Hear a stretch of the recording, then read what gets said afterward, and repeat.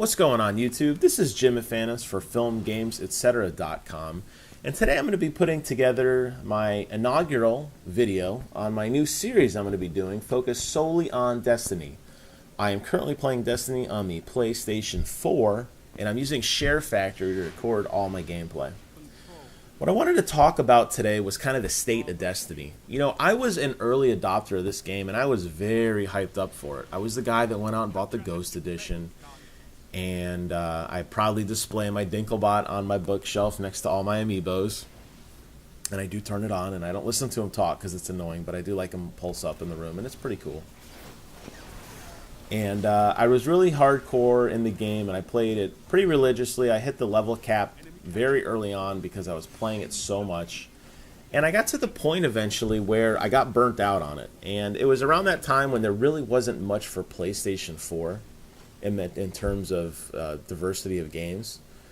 And Shadow of Mordor is, I think, the game that I recall that really kind of broke the ice from my original core group of friends that I played with all the time. And we all kind of, after Shadow of Mordor, it seemed like that was when people started really spreading out in terms of what games they were playing and not playing.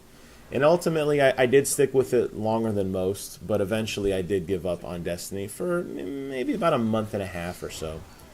And I just quit playing it. And I switched over to Call of Duty and Far Cry 4 and some of the other shooters. And I had some fun with those, but I don't know what it was about this game. And I talked to a lot of people, and they say the same thing, but it's a game that just people have a hard time giving up. And I'm back into Destiny again. I play a lot with my buddy Sydney.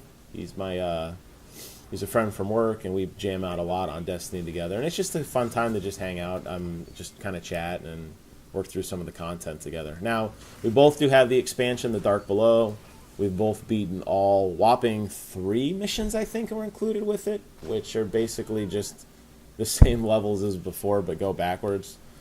The level cap did increase with the expansion, and there was some new multiplayer maps. I'm not playing one of those right now, but there's a couple new multiplayer maps.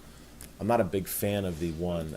The 2 maps are called, in case you were wondering, you probably already know this, Pantheon, which is pretty cool, and the other one I think is called Skyloft. Let me see if I can find it here. Always prepared, this guy. Always prepared. Sky Shock. Sorry, Sky Shock.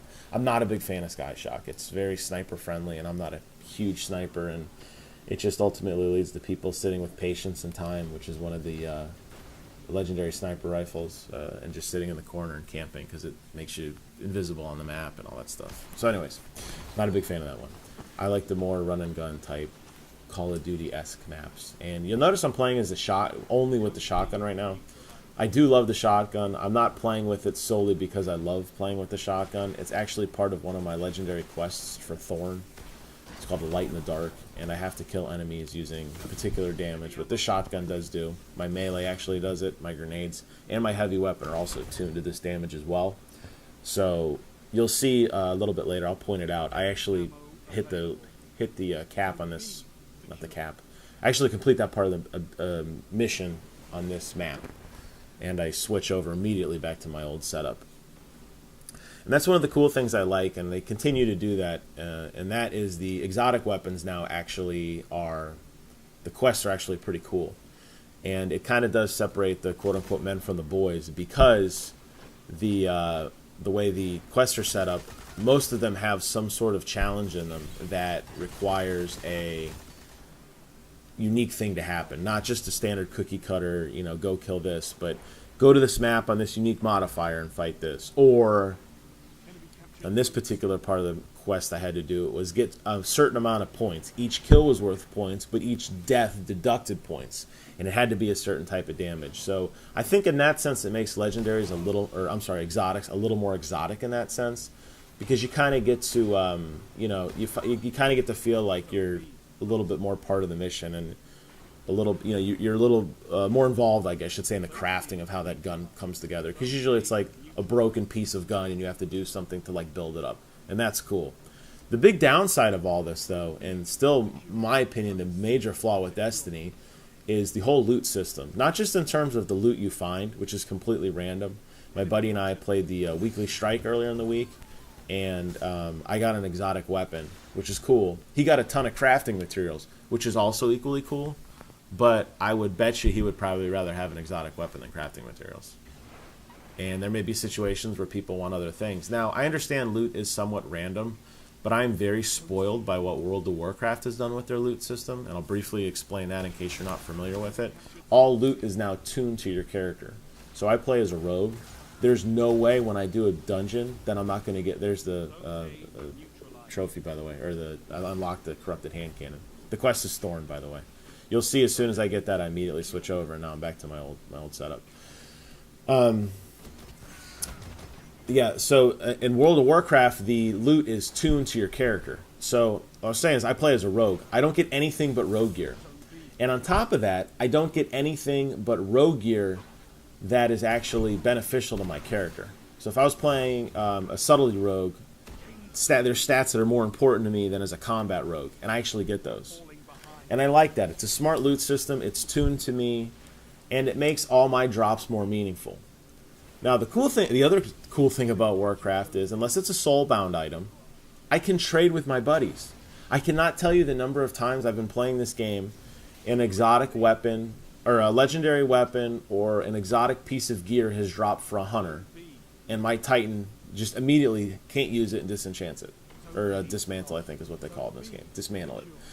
And my buddy's sitting there with a hunter, and he's like, oh, that's a really cool helmet. I would love it. Yeah, I bet you would, but you can't have it. I don't understand that. Now, I remember a long time ago one of the fluff videos that the dudes at Bungie put together, kind of the making of Destiny, was they said, we want all gear to feel important. We're purposely disabling trade because we want you to feel like you're part of it. Now, in the aforementioned thing of the exotic and how you're actually building it up, I totally agree with that. That makes perfect sense.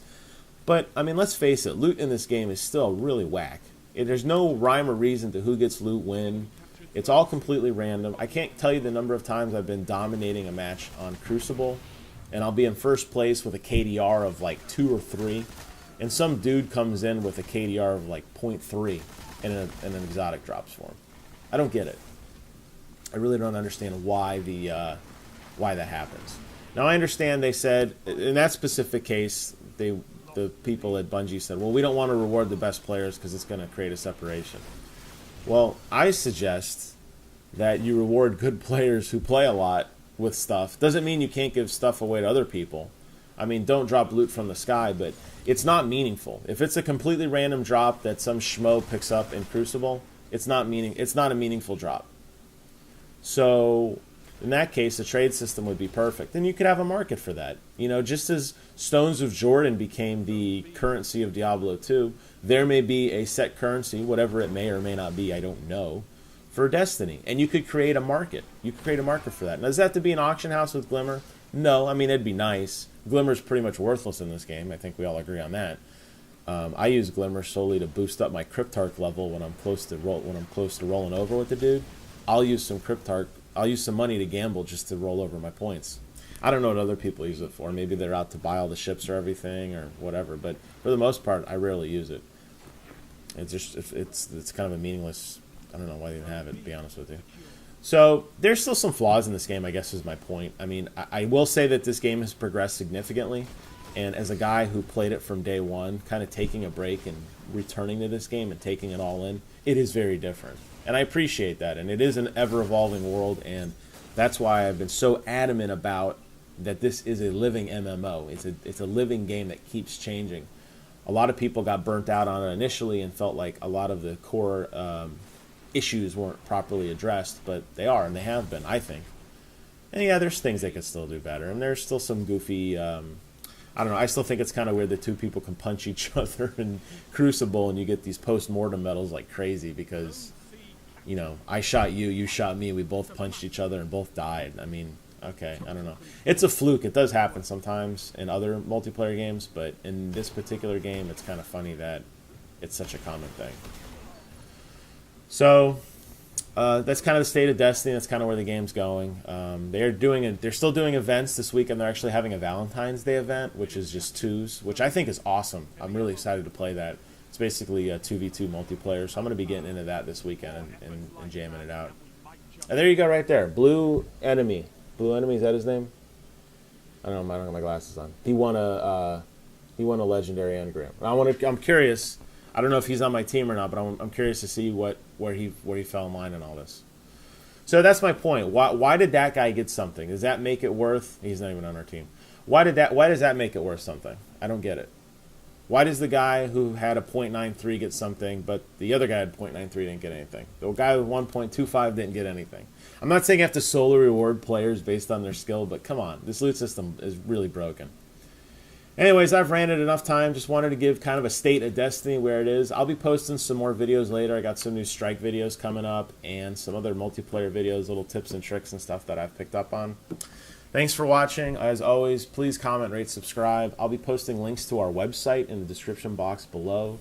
We've got a pretty robust Destiny section, so I encourage you guys all to go check out the written word as well. I do tend to write more than I talk, but I am in an effort to kind of build up the channel. I'll be publishing some more videos in the near future. That's all I got. Until then, take care, everybody.